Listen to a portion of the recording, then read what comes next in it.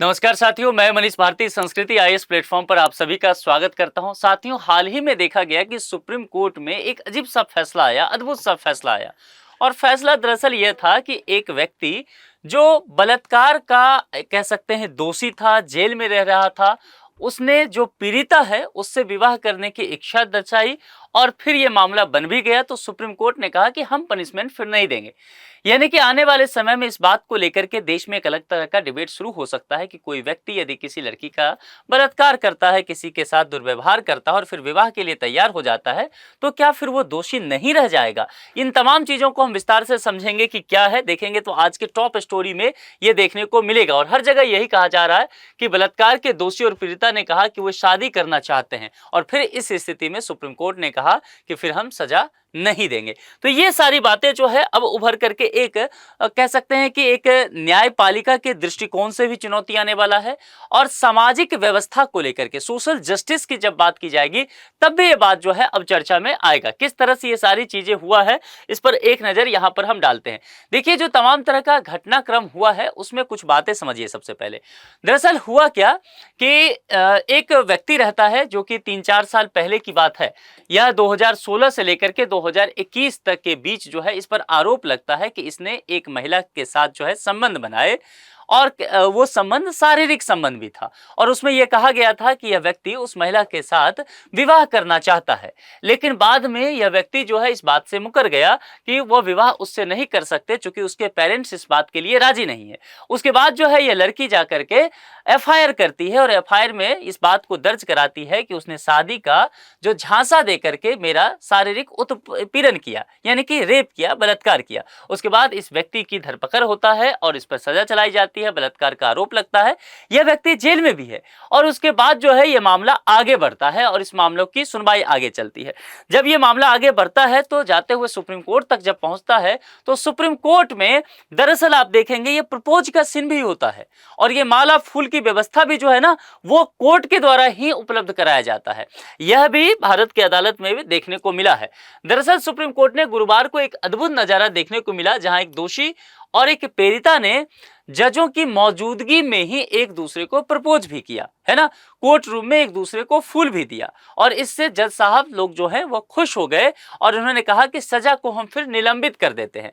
Justice बीवी नागरत्ना और justice Satish Chandra Sharma, इनकी अदालत में यह मामला चल रहा था और वही मामला कि झूठा वादा करके बलात्कार करने का दोषी। लेकिन अब यह मामला जो है निश्चित तौर पर इनकी अध्यक्षता में था और मामला अब जो है वह खत्म होता हुआ नजर आ रहा है। दरअसल यह कहा गया जब दोनों पक्ष ने कहा कि उस मामले की सुलझाना चाहते हैं और विवाह करना चाहते हैं, तो शादी की जब इच्छा वहां पर जताई गई तो फिर कोर्ट ने कहा कि एक दूसरे को आप फूल भी दीजिए, प्रपोज कीजिए और फिर कोर्ट रूम में उन्होंने वैसा ही किया और ये नजारा देख करके कोर्ट में पूरी तालियां बजाई जाने लगी। इसके बाद पीठ ने शादी करने की इजाजत भी दे दिया और दोषी की सजा को निलंबित भी कर दिया। कहा गया कि वो जेल जाएंगे लेकिन वहां पर अदालत की फैसले की कॉपी जाएगा, उसके बाद सेशन कोर्ट जो है वहां फिर मामला जाएगा और फिर वो जमानत इस व्यक्ति को दे दिया जाएगा। मैंने फिर से कहा कि ये सारी घटनाक्रम हुआ है, लेकिन ये घटना सुप्रीम कोर्ट का निर्णय जो होता है ना वह बाकी कोर्ट के लिए, बाकी जो केसेस हैं उसके लिए अपने आप में एक उदाहरण साबित होता है, वह अपने आप में ही कानून जैसा बिहेव होता है। तो बाकी केसेस पे भी देश भर में ये लागू होना शुरू होगा। बाकी लोग भी ये कहेंगे कि रेप करने के बाद कि हम उस लड़की से शादी करने के लिए तैयार हैं। इस स्थिति में तो अलग तरह की सामाजिक अव्यवस्था उत्पन्न हो सकता है। तो ये देखा जाएगा कि आगे चल करके क्या होता है। अब जब ये दोनों मामला हुआ, दोनों पक्ष इस बात को लेकर के तैयार हुए और आग्रह किया कि वो विवाह करना चाहते हैं, तो लंच सेशन में जो चैम्बर है जो न्यायाधीश का, उसमें दोनों की मुलाकात भी कराई गई और वहीं पर सारी बातें हुआ कि किस तरह से जो है आगे चल के इसे जमानत मिलेगा। शादी के झूठे वादे पर बाद जो है बलात्कार का आरोप भी लगा। दोषी व्यक्ति मध्य प्रदेश हाईकोर्ट द्वारा पारित 5 सितंबर 2024 के आदेश को चुनौती देते हुए सुप्रीम कोर्ट में अपील किया था। हाईकोर्ट ने सीआरपीसी की धारा 389(1) के तहत सजा के निलंबन के लिए दिए गए आवेदन को खारिज कर दिया था। यानी कि मध्य प्रदेश के हाईकोर्ट ने जो फैसला सुनाया उसमें उसने ये सुनाया था कि यहां पर जो आपको माफी नहीं दिया जाएगा, जो आप सजा की निलंबन की बात करते हैं उसे खारिज कर दिया जाएगा।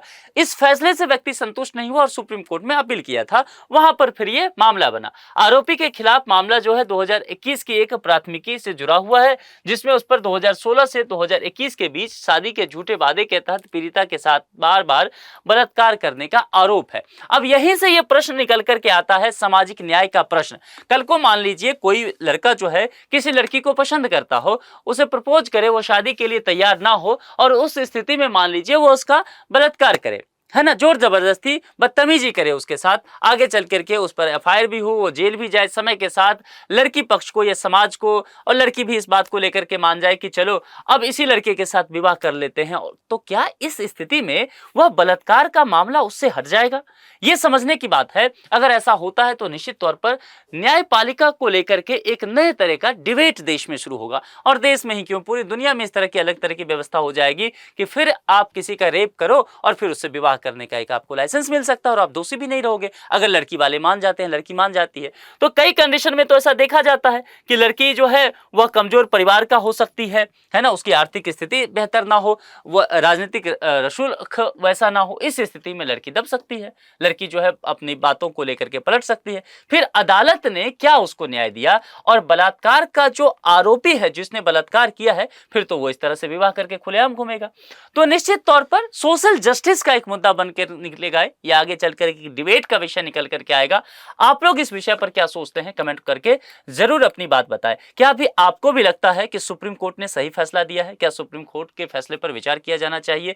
क्या जो रेप के दोषी हैं विवाह कर लेने से वो निर्दोष नहीं हो जाते हैं? इस बात को लेकर के बात की जानी चाहिए। अपने विचार कमेंट बॉक्स में लिख करके जरूर बताइए। आज के लिए इतना ही। अपना बेहद ख्याल रखिए।